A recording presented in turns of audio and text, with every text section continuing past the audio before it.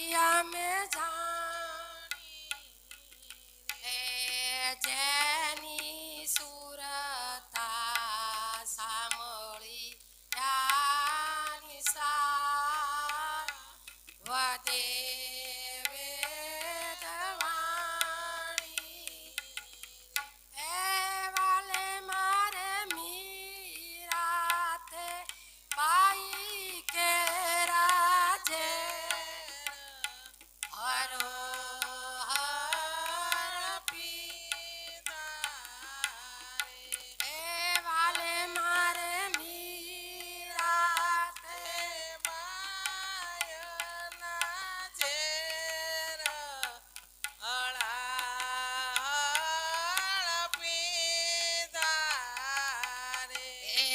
ધ્રુવને સોંપ્યું અવિચળ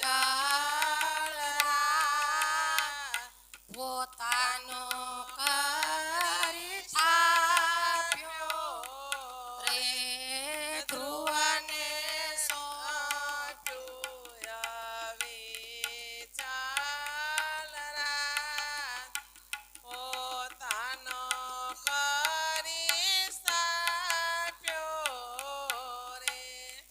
હરીને ભજતા હજી રે કોઈ લાજ જતા નથી અમે જાણી રે જેની સુરતા સાંભળી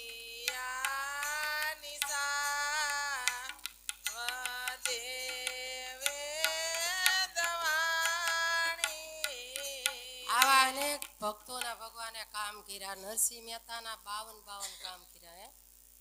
અને ઈ નરસિંહ મહેતા ક્યાદારો ગાયને ભગવાન આવે, પણ ઈ નરસિંહ મહેતાએ કેટલું સહન કર્યું. ઘરમાં એક દીનું અન્ન ન હોય તો એવું નથી કીધું, પણ ભગવાનની ભક્તિ નથી મૂકી. અને અત્યારે આપણને તકલીફ પડે એટલે આપણે ભગવાનને ઘણો ઘણો દોષ દઈએ. તમે અમે ભેગા જુદા જરાય નહીં. આપણે એટલો બધો ભગવાનને દોષ દઈએ કે ભગવાન તારી ભક્તિ કરવી છે ને આખું જીવન તને સમર્પિત કર્યું, તો એ ભગવાન તું આમ કરસ ને તું તેમ કરસ ને આવું બધું તમે તમારા ધણીને વળતી આવો, હું મારા ધણીને વળતી હોય. હું ટૂંકમાં કહેવાનો ભાવાર્થ કે આપણે સહન શક્તિ નથી. આપણું સહન કરવાની કોઈ બી કષ્ટ આવે દુઃખ આવે આપણે સહન નથી કરતા. અને આ બધાએ કષ્ટ સહન બહુ કર્યું, ભક્તોએ બહુ સહન કર્યું. મેં હમણાં ભજન ગાયું, જો કેટલાની આમાં સુરતા છે મારે સાંભળવું છે. કેટલા અવતાર કીધા ગુરુના દર્શનમાં, ક્યાં ક્યાં કીધા?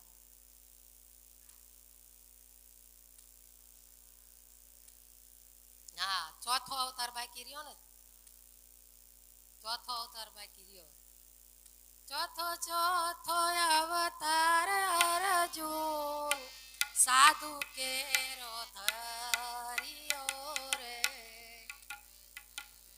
ફરી રે સભામાં બેઠો ભજન કરે રે મારા ગુરુજીના દર્શન ઉત્તમ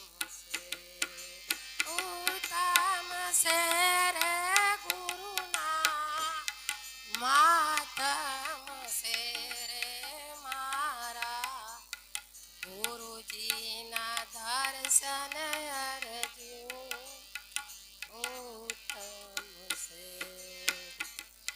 આ ગુરુને પ્રતાપે અર્જુન જેઠી રામ બોલિયા રે, ગુરુને પ્રતાપે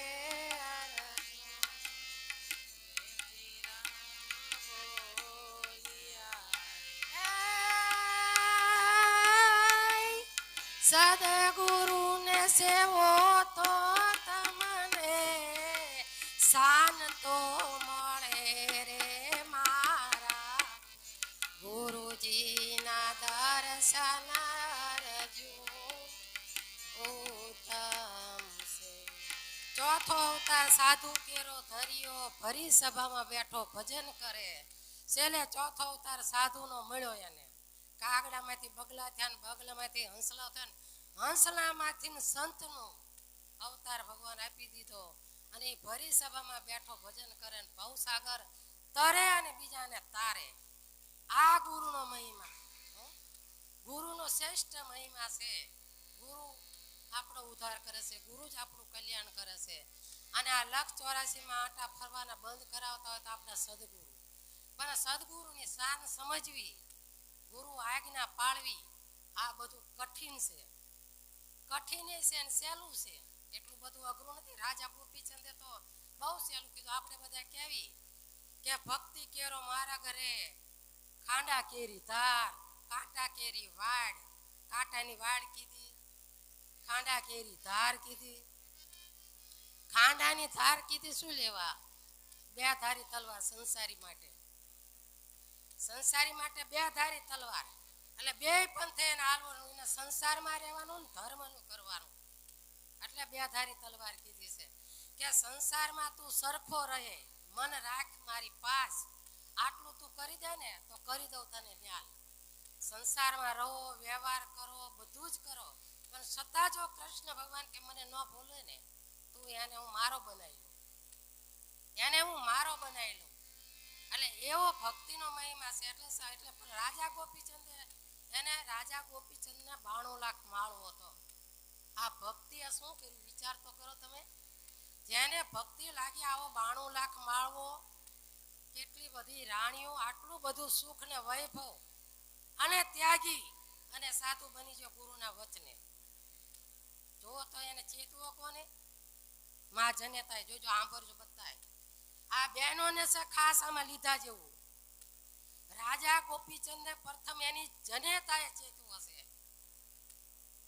આવી રે કાયા રે બેટા તારા બાપની હતી જો, એ રે કાયાના મરતું કથયા રે બરથરી. સોનલા એવા ટકારીને ઓલી રૂપલા કાગસડી, બાલુડો જોગી નાવા બેઠો રે બરથરી. હાથ પગ ચોળે ઘરની અસરી, વાહોના મોરા ચોરે એની માડી રે બરથરી. મોર કહેતા મોઢું. આ શબ્દ તમને સમજાવું કે વાહો એની માયા કર્યો છે, હાથ પગ એની પત્ની, એમની સ્ત્રી ચોળી દીધા, પણ મુખડું એની માલું છે. રાજા ગોપીચંદ કે વાહો ને મોર, મોર કેતા મુખ ચોરે એની માડી. તારે મુખ હતું ને રાજા ગોપીચંદ નું, એના પિતા જેવું હતું. એટલે એ રાજા ગોપીચંદ નું મુખ ચોરતા ચોરતા એમને એમના ધણી યાદ આવ્યો, એમના પતિ યાદ આવ્યા. એટલે કીધું કે આવી રે કાયા બેટા તારા બાપની હતી. જે તારી કાયા રહે ને, આવી કાયા તારા બાપની હતી. ઈ કાયાના મરતું થયા રે ભરતરી. અને ઈ બોલતા બોલતા માતાજીની ચોધારા આંખમાં મનમાં બોલે છે. રાજા ગોપીચંદને કાંઈ નથી કહેતા, પણ ઈ મુખ ચોરતા ચોરતા એને પોતાને પતિ યાદ આવે છે. મારા ધણીને આવી જ કાયા હતી, એક દી રાખમાં રોડાઈ ગઈ, અને આંખમાં આંસુડા હેલા જાય છે. રાજા ગોપીચંદ જોવે છે, કોને રે માડી રે તારા દિલડા દુભવા જો, કોને રે કીધા રે કડવા વેણા રે ભરત.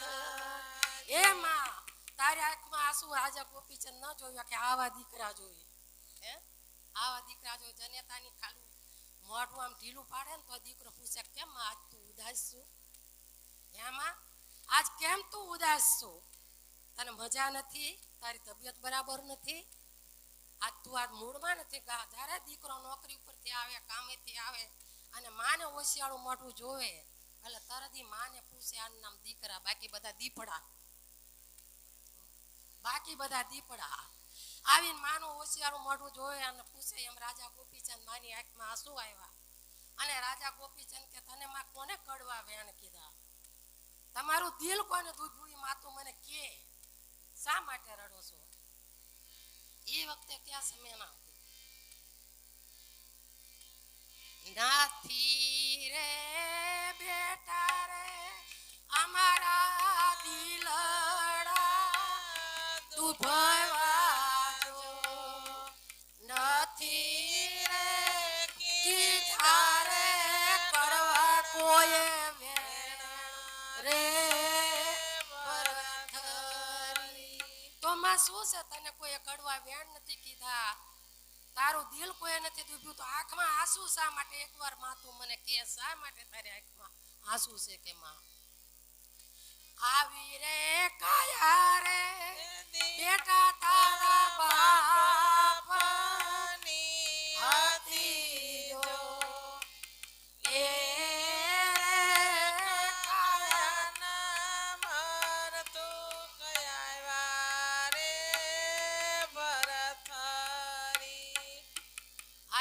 તારા બાપની હતી બેટા, એ કાયા મને યાદ આવી કે, અને એ કાયા આજે રાખમાં રોડે જાય તો મારે એ માટે શું કરવું? રાજા ગોપીચંદ કહે છે તું કેમાં તારું તારું આટલા બધા હૃદયમાં જે દુઃખ છે ને દુઃખ મને કહી દે કે માં. રાજા ગોપીચંદ એવું કહે છે.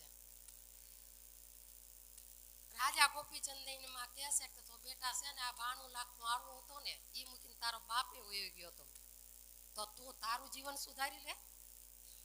ઓલાની રાજ વૈભવ ભોગીને તાર બાપ વયો ગયો છે, પણ હું એટલું કહું છું કે તું આ રાજ વૈભવ છોડી અને તારી કાયાનું કલ્યાણ કરી લે, તારી કાયાનું કલ્યાણ કરી લે. એટલે રાજા ગોપીચંદ એ જ મિનિટે કે માં તો અત્યારે જ છોડી દો.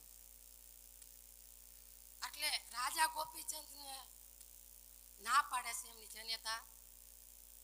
થોડુંક હૃદય ભરાઈ ગયું છે, અવાજ થોડોક એવો થશે.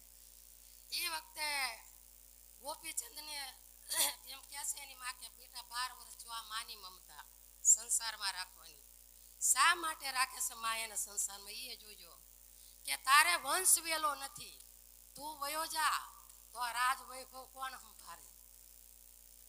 તું બેટા છોડી અને સાધુ થઈ જા, ભક્તિ કરી લે, એનો મને બહુ આનંદ છે, પણ તું વયો જઈશ ને તો આ રાજ વૈભવ કોણ કે સંભાળશે કે માં? એટલે બેટા હું તને કહું છું 12 વર્ષ બેટા રાજ રે ભોગવ્યા, 13મા વર્ષે રે લેજો ભેગ રે 12 વર્ષ બેટા રાજ વૈભવ ભોગવો અને આ રાજનો ગાદીનો વારસદાર એક તું આપી દે અને પછી તું ભગવો ભેગ પહેરી અને વયો જજે કે. પણ રાજા ગોપીચંદ કહેશે લાગી લાગી ભાઈ, એમાં બીજું કઈ આવે નહીં.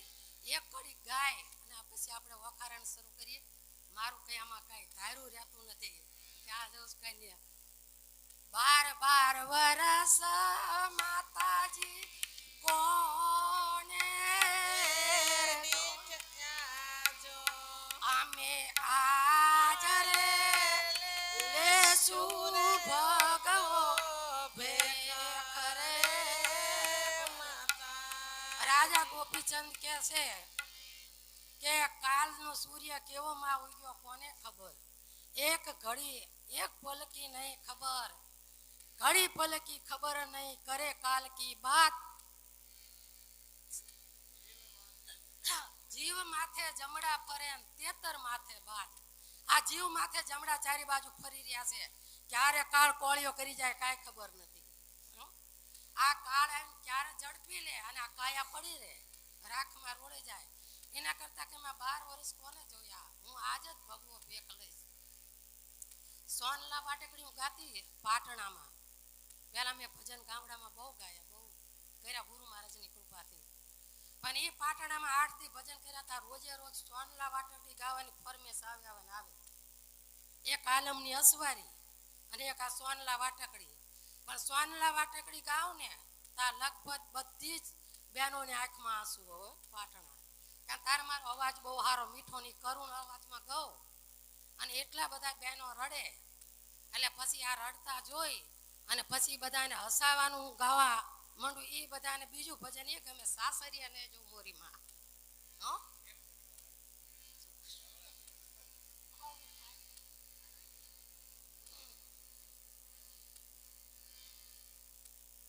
હું તો સાસરીએ નહીં જાઉં મોરી માં, મેરું મન લાગ્યું ફકીરી માં. હું તો સાસરીએ નહીં જાઉં મોરી માં, મારું મન લાગ્યું ફકીરી માં. આ મેળીને બંગલા મને નવ શોભે. એ મેલને બંગલા મને નવ શોભે. હું તો સાદરે ઝૂંપડામાં વસુ મોરી માં, મેરું મન લાગ્યું ફકીરી માં. હું તો સાજલ ઝૂંપડામાં રહું મોરી માં, મેરું મન લાગ્યું ફકીરી માં. આ હીરા ને ચીરા મને નહીં શોભે. હીરાને ચીરા મને નહીં શોભે. એ ભગવો ભેખ પહેરું મોરી માં, મેરું મન લાગ્યું ફકીરી માં. લાડુમાન બહુ કીધું મેં. ભગવો ભેખ પહેરું મોરી માં, મેરું મન લાગ્યું ફકીરી માં. આ કડ્યું સાય સાય લાડુમાન સંભળાવતી. સમજ્યા? મારી જનેતાનું નામ લાડુમાં હતું. લાડુમાન સન સન હાલતી ચાલતી કડી સંભળાવું. સમજ્યા? કે હું ભગવો ભેખ જ પહેરીશ. એટલે મારું મન ફકીરીમાં લાગી ગયું છે એમ. એક વખત સોનાની બોરમાળા હવા 1.5 તોલાની બનાવીને લાવ્યા પહેરાવવા માટે. એટલે બધી બહેનો એમ કે આ પહેરે. મને જો સોનાની બોરમાળા કરાવે, ચાંદીની સડા કરાવી બધું છે ને, હું ભગવાન હાર કરીને પહેરાવી દીધી. મારી જે પૂજા હતી ને એમાં ભગવાનના 2 સડાનો હાર વિશમાં ઓલો આંકડીઓ પીળી અને પહેરાવી દીધી હતી ચાંદીના સડા. તો સોનાની બોરમાળા ભગવાનના ડોકમાં નાખી દઉં. એટલે એ વખતે હું એવી રીતે બોલતી, સોનાની માળા મને નહીં શોભે. સોનાની અત્યારે પહેરીશું. માળા મને નહીં શોભે. હું તો તુલસીની માળા પહેરું મોરી માં, મેરું મન લાગ્યું ફકીરી માં. હું તો તુલસીની માળા પહેરું મોરી માં, મેરું મન લાગ્યું ફકીરી માં. આમાં હજુ 2 કડીઓ બાકી રહેશે પણ જગદીશની ફરમાઈશ હતી એટલે પૂરી કરી. જો વખારા ને બાકી રહી જાય હો, ચાલુ રહું તો તમારે. હા, બાકી રહી જાય એમાં.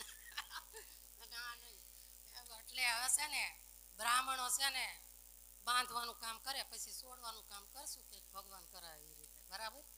એટલે હવે ભારતીબેનને આપણે વિનંતી કરીએ કે હવે તમે છે ને બાંધી દો અને પછી ચારી જાન કૃષ્ણ ભગવાનને બોલાવી અને અનુરુદ્ધને પછી છોડાવી વારશું.